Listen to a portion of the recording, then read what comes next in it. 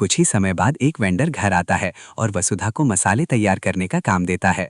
वसुधा खुशी खुशी ये काम स्वीकार कर लेती है, लेकिन हमेशा की तरह सारिका उसके रास्ते में मुश्किलें खड़ी करने की कोशिश करती है।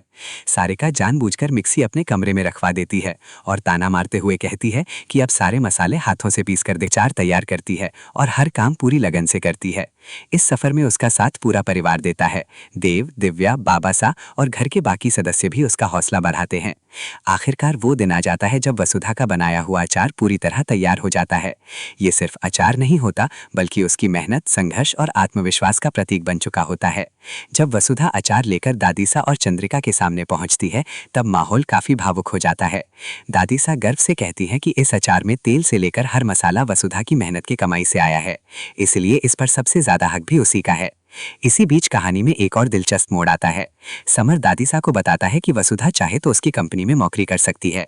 ये सुनते ही चंद्रिका नाराज हो जाती है। उसे पूरा विश्वास होता है कि वसुधा कभी घर से बाहर जाकर काम नहीं करेगी, लेकिन दादीसा चंद्रिका को जवाब देती हैं कि ये फैसला वसुधा का होगा, कोई और उसके लिए निर्णय नहीं ले सकता। इसके बाद जब वसुधा से पूछा जाता है कि क्या वो नौकरी करना चाहती है, तो उसका जवाब सबको चौंका देता है।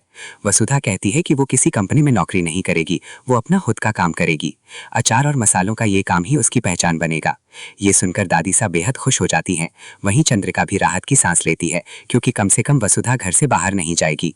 लेकिन सबसे बड़ा बदलाव तब देखने को मिलता है जब चंद्रिका पहली बार वसुधा की मेहनत को स्वीकार करती है। वो उसे आशीर्वाद देती है और कहती है कि अगर वो इसी तरह मेहनत करती रही तो जरूर कामयाब होगी।